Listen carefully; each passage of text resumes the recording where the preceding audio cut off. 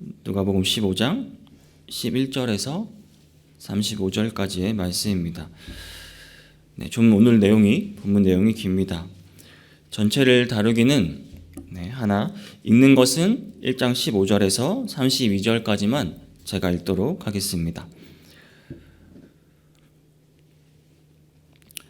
마다들은 밭에 있다가 돌아와 집에 가까이 왔을 때에 풍악과 춤추는 소리를 듣고 한 종을 불러 이 무슨 일인가 물은데 대답하되 당신의 동생이 돌아왔음에 당신의 아버지가 건강한 그를 다시 맞아들이게 됨으로 인하여 살찐 송아지를 잡았나이다 하니 그가 노하여 들어가고자 하지 아니하거늘 아버지가 나와서 권한대 아버지께 대답하여 이르되 내가 여러 해 아버지를 섬겨 명을 어김이 없거늘 내게는 염소 새끼라도 주어 나와 내 벗으로 즐기게 하신 일이 없더니 아버지의 살림을 창녀들과 함께 삼켜버린 이 아들이 돌아오매 이를 위하여 살찐 송아지를 잡으셨나이다. 아버지가 이르되 예 너는 항상 나와 함께 있으니 내 것이 다 내 것이로되 이 내 동생은 죽었다가 살아났으며 내가 잃었다가 얻었기로 우리가 즐거워하고 기뻐하는 것이 마땅하다 하니라. 아멘. 오늘 본문은 우리가 너무나 잘 알고 있는 탕자의 비유입니다. 그런데 익숙한 본문이 누가 복음에만 나온다는 사실은 알고 계셨나요? 이 비유가 누가 복음에만 나옵니다. 누가가 과연 강조하고자 하는 것이 어떤 것이었는지 오늘 본문을 통해 함께 나눠보길 원합니다. 어제 말씀에 이어서 오늘 또 비유가 나옵니다. 세 개의 비유는 이어지는 것을 알 수 있습니다. 오늘 본문의 시작을 이제 1절에 또 이르시되 라고 하며 앞의 구절을 계속 이어서 받아갑니다. 잃어버린 양을 찾고 그리고 잃어버린 드라크마를 찾고 오늘 잃어버린 아들을 찾는 이 세 가지 이야기는 이어집니다. 근데 오늘은 그 초점을 조금 바꿔보려 합니다. 우리의 초점은 너무 그 잃어버린 둘째 아들에게 있었던 게 아닌가 이런 생각을 해봅니다. 그래서 오늘은 우리가 오늘 읽었던 본문인 맏아들에 대한 이야기도 하고 이야기도 같이 하려고 합니다. 그리고 결국 최종적으로 그 두 아들을 함께 바라보고 있는 그 한결같은 그 아버지의 마음을 오늘은 한번 좀 더 집중해서 한번 살펴보고자 합니다. 그래서 오늘 본문의 제목은 변함없으신 아버지의 마음입니다. 변함없으신 아버지의 마음이라는 제목으로 오늘 함께 나누겠습니다. 오늘 본문은 크게 두 가지의 내용을 다루고 있습니다. 11절에서 24절까지는 이제 그 잃었던 둘째 아들을 찾은 그 기쁨에 대해서 말하고 있습니다. 그리고 25절에서 32절은 반면 이제 그 맏아들에 대한 맏아들의 그 냉혹한 태도, 그런 태도를 보여주고 있습니다. 이 다른 두 이야기를 통해서 오늘 본문은 무엇을 말하려고 하는 것일까요? 11절에서 19절은 둘째 아들의 타락과 회복 과정을 단계별로 보여주고 있습니다. 오늘 본문 12절을 보시면 이제 그 둘째 아들은 등장부터 윤리에 어긋나는 행동을 하고 있습니다. 아버지에게 말하되 분깃을 내게 주소서라고 말하고 있습니다. 그러니까 유산을 미리 달라고 자신의 목을 미리 달라고 말하고 있습니다. 아직 아버지가 살아 계신데도 불구하고 자신의 것을 당당하게 권하고 있습니다. 그리고 이제 둘째 아들은 그 재산을 모아서 13절을 보시면 이제 재산을 모아 떠난다고 말하고 있습니다. 이것은 이제 현금으로 바꾼다는 의미가 들어있습니다. 그러니까 자신의 돈을 가지고 이것을 바꿔서 이제 둘째 아들은 떠납니다. 아마 이곳에 있고 싶지 않았던 것 같습니다. 멀리 떠나고 싶고 새로운 것을 향해서 가고 싶은 마음을 알 수 있습니다. 근데 집 나가면 근데 다 그렇죠. 고생이라고 말을 하죠. 여기서도 정말 둘째 아들이 나가서 잘 살았을까요? 방탕한 생활을 하며 그 재산을 낭비했다고 13절 후반부에서 말하고 있습니다. 뭔가 자신감을 가지고 내 아버지의 유산까지 받아서 나왔지만 정말 당당하게 나온 그 모습에 비해 결국 육체적으로 타락한 방탕한 삶을 살고 맙니다. 그리고 심지어 온 재산을 다 날려버리게 됩니다.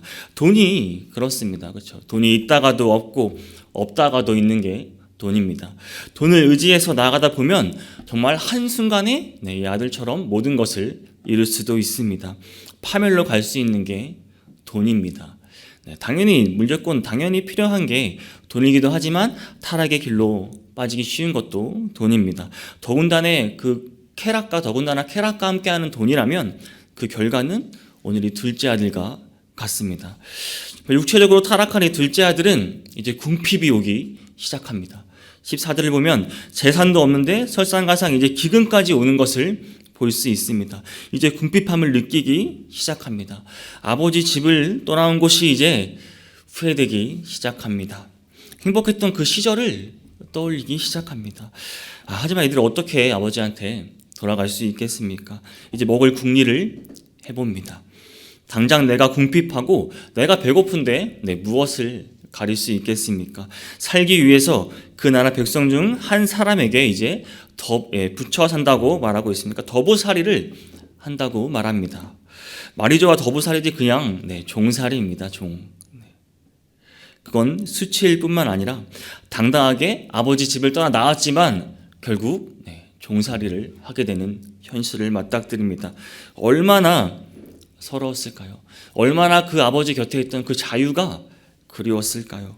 심지어 이 둘째 아들이 하는 일은 돼지를 치는 일을 합니다. 당시 돼지는 불결한 짐승으로 여겨졌고 돼지를 먹지도 않을 뿐더러 돼지를 치는 일은 더욱더 천하게 여기고 하지 않는 일이었습니다. 그 가장 천한 일을 하며 겨우겨우 먹고 사는 지경에 이르게 됩니다. 가난이 점점 더 몰려옵니다. 16절을 보면 돼지가 먹는 그런 지엄 열매로 배를 채우고자 하는데도 주는 자가 없다고 합니다. 정말 그런 체계 생계조차 보장받을 수 없는 현실에까지 다다르게 됩니다. 국어를 해도 주는 사람이 없습니다. 너무나 점점 힘이 듭니다. 정말 집 나오니 고생이란 말이 현실로 막 나에게 다가오고 있습니다. 고난이 오니 이제 자신을 돌아보게 됩니다. 17절을 보니 스스로 돌이켰다라고 말하고 있습니다. 이르되 내 아버지에게는 양식이 풍족한 품꾼이 얼마나 많은가. 나는 여기서 줄여 죽는구나. 이제야 정신이 듭니다. 자신의 모습을 회개하기 시작합니다. 사람이 참 그래요. 그렇죠? 한번 고난을 겪어보고 좀 바닥으로 좀 내려가 봐야 깨닫습니다. 내가 좀 평안하고 좀 살만하면 이런 것들이 보이지가 않아요. 그냥 내가 잘난 줄만 하고 그냥 살아가는 게 사람입니다. 그렇죠? 우리도 다를 게 없지요. 회개하고 보니 이제 아버지가 더욱더 생각납니다. 아버지가 너무나 그립습니다. 함께 있던 그 시절이 너무나 좋았고 아버지와 함께 있던 게 축복이라는 게 이제 점점 더 생각납니다. 그런데 내 현실을 보니 나는 이대로 죽어가고만 있구나 하며 아버지를 그리워합니다. 이대로는 안 될 것 같아요. 이제 둘째 아들은 결단을 합니다.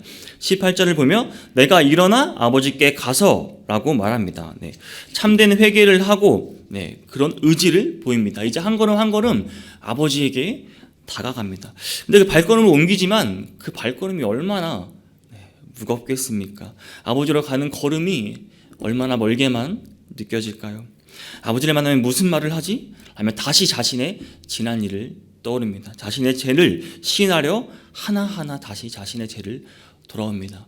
아버지의 재산을 탕진한 일, 허랑방탕한 삶을 산 일, 부정한 대지를 치며 짐승과 접촉한 일, 아버지의 했던 불효, 불순종, 이런 불충실했던 자신의 모습을 계속 떠오릅니다. 무엇보다 아버지에 대한 그런 자신의 잘못에 아버지 얼굴을 볼 낯이 없음을 생각하며 한 걸음 한 걸음 옮깁니다.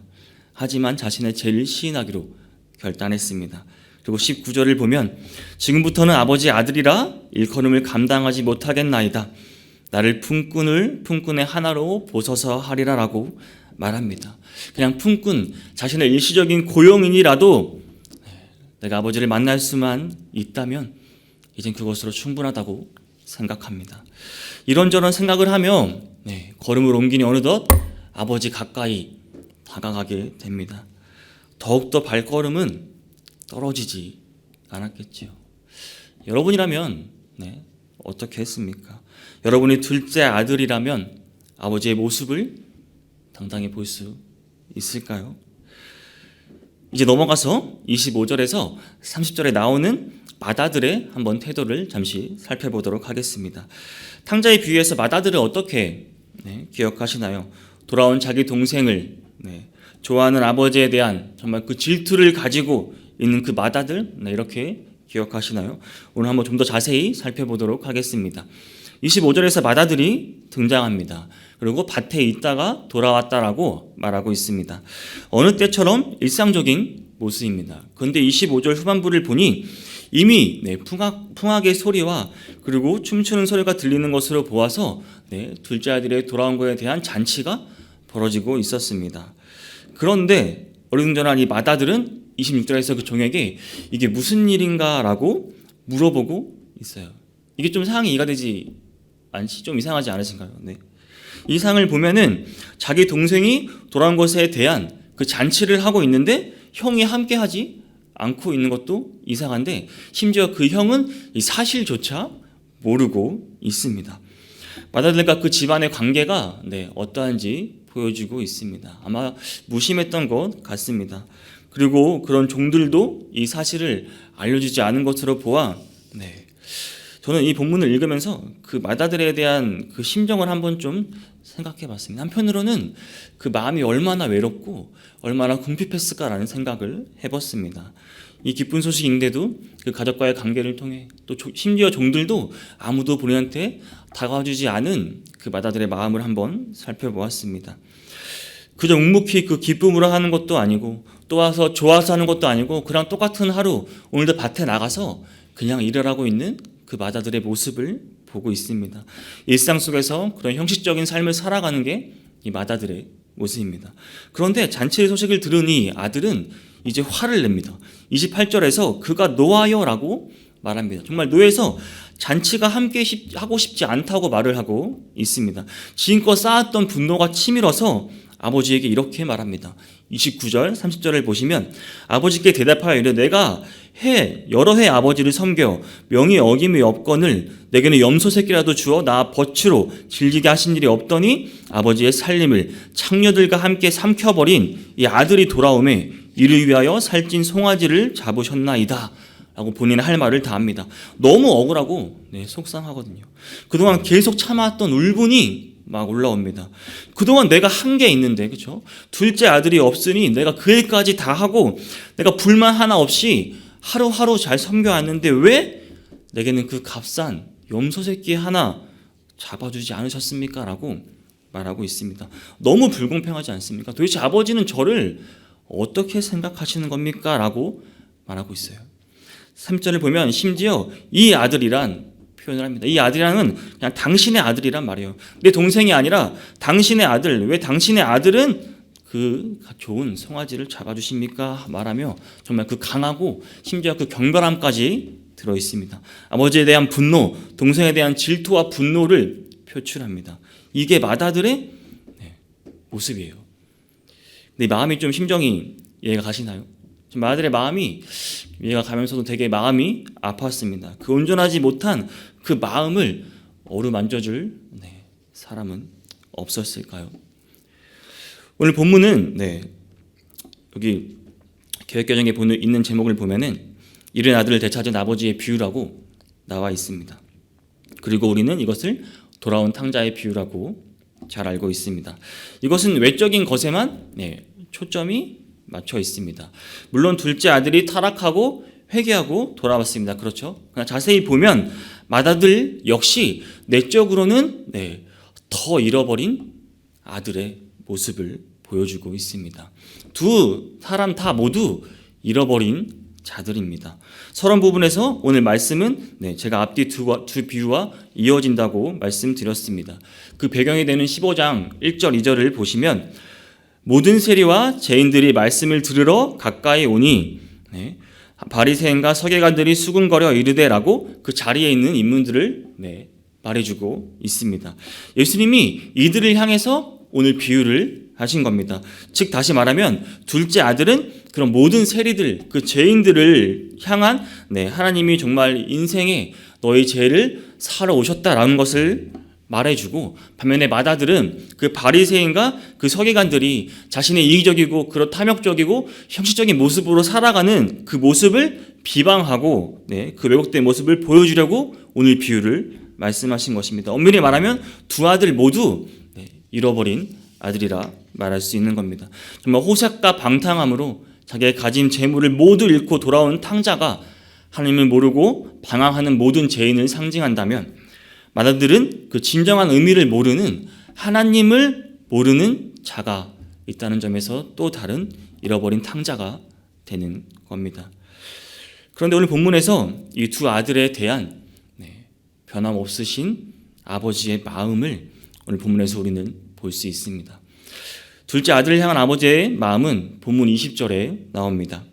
자기에게 돌아오는 둘째 아들을 바라보며 아직도 거리가 먼데 아버지가 그를 보고 측은히 여겨 달려가 목을 안고 입을 맞추니라고 말합니다. 아직도 아들은 거리가 먼데도 아버지가 그를 보고 있습니다. 그러니까 멀리서 보고 있었다는 것은 미리 나와 있었다는 말입니다. 언제 돌아올지 모르는 그 아들을 나와서 있었다는 말은 오늘 하루만 나와 있었을까요? 아버지는 둘째 아들이 떠난 이후부터 매일매일 아마 나와서 기다렸던 것입니다. 이게 아버지의 마음이에요. 아마 떠난 그 순간부터 계속 둘째 아들을 생각하지 않았겠습니까? 얘가 밥은 잘 먹나? 얘가 잠은 잘 자나? 돈은 있나? 건강은 괜찮나? 그렇지 않았겠습니까? 자녀가 있는 분이시라면 이 마음이 이해가 되실 겁니다. 하루도 멀쩡히 잔 날이 없을 겁니다. 계속 안절부절하며 하루하루 보냈겠지요. 이게 아버지의 마음입니다. 그리고 측은히 여겼다고 말하고 있습니다. 둘째 아들이 말을 하기도 전에, 이미 그 회개하는 그 신의 말을 듣기도 전에 이미 그 마음을 아시고 불쌍히 여기시며 그동안 마음고생했을 그 마음을 다 아셨어요. 오죽했으면 내가 나한테 돌아왔을까 하고 그 마음을 이미 다 아셨습니다. 그러고는 보자마자 그 달려가는 아버지의 모습이 상상이 되시나요? 아버지의 품위가 뭐가 문제가 있겠습니까? 양반이라서 못 이자는 것이 대수롭겠습니까? 어찌 잃었던 아들을 찾는 기쁨보다 더 큰 기쁨이 있겠습니까? 이 행동이 무엇을 의미하는지 아시겠습니까? 이미 아버지는 아버지의 말을 듣기도 전에 그냥 아들을 보자마자 이미 다 용서를 한 겁니다. 이러한 행동으로 보아 아들을 용서할 수 있는 것, 그냥 본 자체로 용서할 수 있는 그런 마음이 아버지의 마음입니다. 마지막으로 입맞춤을 하며 용서를 표합니다. 무조건적인 용서를 표합니다. 죄인을 찾는 하나님의 사랑이 이렇다는 겁니다. 아들을 향한 아버지의 마음은 먼저 28절에 언급이 됩니다. 28절을 보면 아버지가 나와서 권한대라고 말합니다. 아들에게 잔치에 참여하라고 말합니다. 이것은 그러니까 미완료형으로 쓰는데 계속해서, 그러니까 지속해서 아버지는 계속 아들에게 함께 하기를 원하시고 계셨습니다. 하지만 그것을 받지 못한 건 아들의 그 마음이었지요. 32절을 보시면 아버지가 이르되 예 너는 항상 나와 함께 있으니 내 것이 다 내 것이로다 라고 말했습니다. 그렇죠? 이미 다 주어진 축복이 있는데, 눈앞에 엄청난 큰 은혜가 있는데 전혀 그것을 몰랐습니다. 그것이 보이지가 않았습니다. 내 마음이 어둡고 내가 영적으로 깨어있지가 않으니까 자신의 마음도 잃어버렸는데, 잃어버린 동생이 왔다 해서 그 잔치에 기쁘게 참여할 수 있겠습니까? 우리 하나님 아버지는요, 22절을 보시면 제일 좋은 옷을 우리에게 주십니다. 그렇죠? 이것은 아들의 죄를 탕감해 준 것뿐만 아니라 모든 권리가 유효해짐을 인정해주고 있는 겁니다. 그리고 가락지를 끼워주면서 자신의 곁에 누렸던 그 재산을 다 누릴 수 있게 해주십니다. 그리고 신을 신기시며, 당시 종들은 맨발로 다녔기 때문에 이 신을 신다는 것은 이제 너가 자유로움을 얻게 되었다라는 것을 말해주고 있는 것입니다. 존귀한 자로 돌아오게 된 것입니다. 진정으로 돌아온 잃어버린 자가 돌아오게 된 것입니다. 이게 변함없으신 우리 아버지의 마음입니다.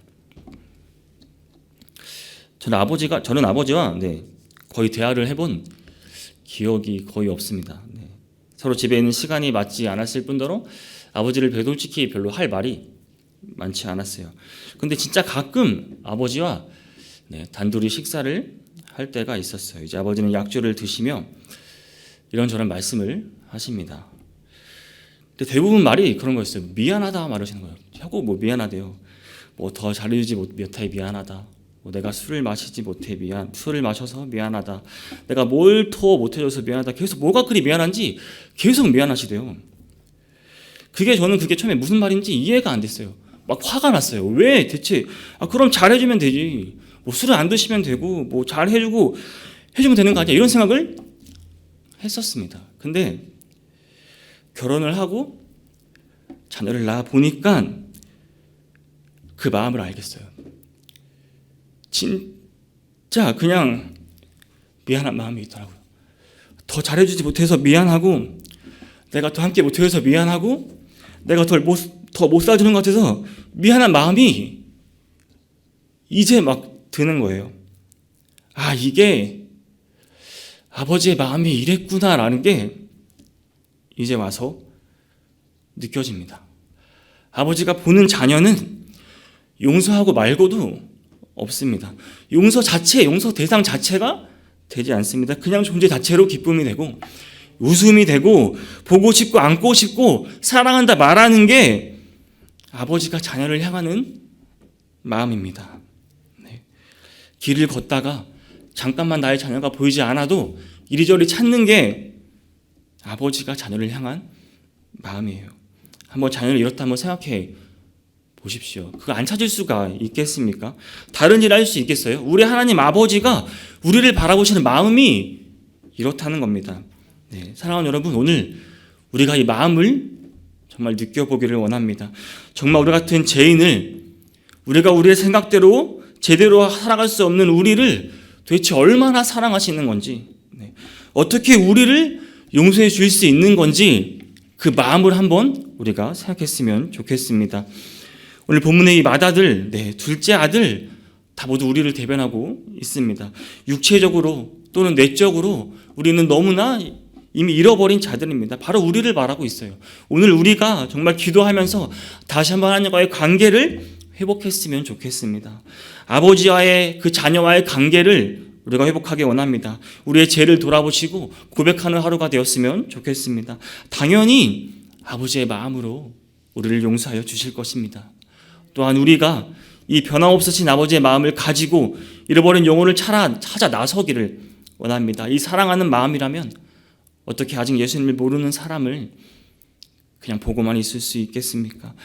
정말 잃어버려서 볼 수 없다고 생각한다면 우리가 가만히 있을 수 있겠습니까?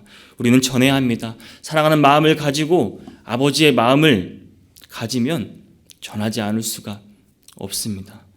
오늘 하루 우리 진정으로 하나님 아버지의 그 마음을 갖게 해달라고 간절히 기도하며 시작하는 하루가 되었으면 좋겠습니다. 기도하시겠습니다.